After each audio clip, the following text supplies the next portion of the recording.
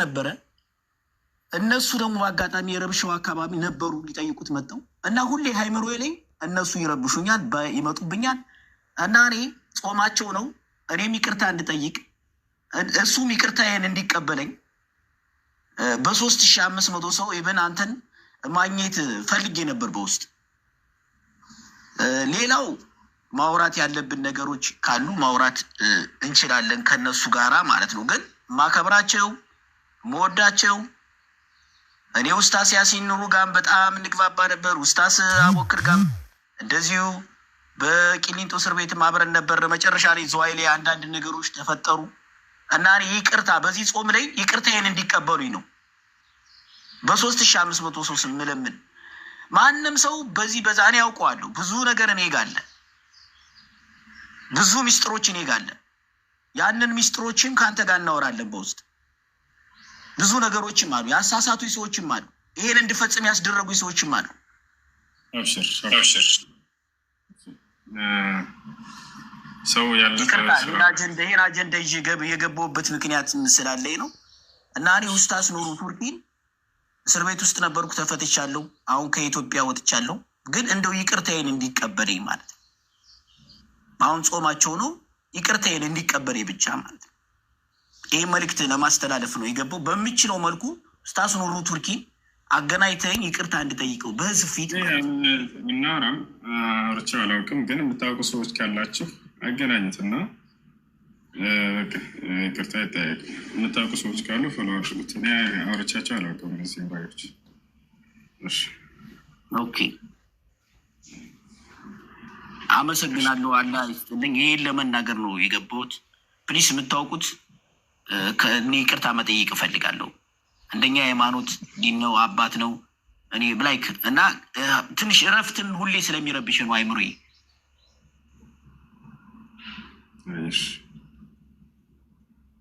አላህ ይስጥልኝ። አመሰግናለሁ ነበረ። እነሱ ደግሞ በአጋጣሚ የረብሻው አካባቢ ነበሩ ሊጠይቁት መጥተው እና ሁሌ ሃይምሮዬ ላይ እነሱ ይረብሹኛል፣ ይመጡብኛል እና እኔ ጾማቸው ነው እኔም ይቅርታ እንድጠይቅ እሱም ይቅርታዬን እንዲቀበለኝ በ3500 ሰው ኢቨን አንተን ማግኘት ፈልጌ ነበር በውስጥ። ሌላው ማውራት ያለብን ነገሮች ካሉ ማውራት እንችላለን ከነሱ ጋራ ማለት ነው። ግን ማከብራቸው መወዳቸው እኔ ኡስታዝ ያሲን ኑሩ ጋር በጣም እንግባባ ነበር። ኡስታዝ አቦክር ጋር እንደዚሁ በቂሊንጦ እስር ቤት አብረን ነበር። መጨረሻ ላይ ዝዋይ ላይ አንዳንድ ነገሮች ተፈጠሩ እና ይቅርታ በዚህ ጾም ላይ ይቅርታዬን እንዲቀበሉኝ ነው በ3500 ሰው ስምለምን። ማንም ሰው በዚህ በዛ እኔ ያውቀዋለሁ። ብዙ ነገር እኔ ጋር አለ፣ ብዙ ሚስጥሮች እኔ ጋር አለ። ያንን ሚስጥሮችም ከአንተ ጋር እናወራለን በውስጥ። ብዙ ነገሮችም አሉ፣ ያሳሳቱ ሰዎችም አሉ፣ ይሄን እንድፈጽም ያስደረጉ ሰዎችም አሉ። አብሽር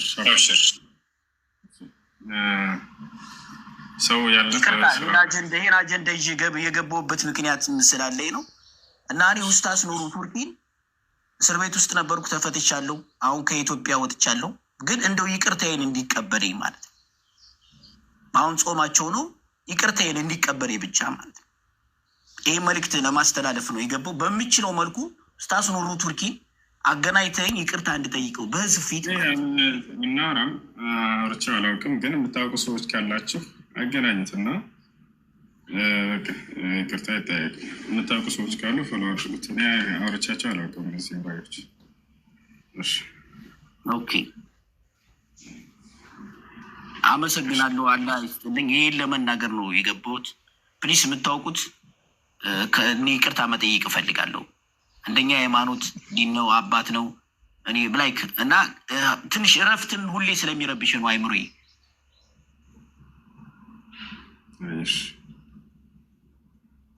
አላህ ይስጥልኝ።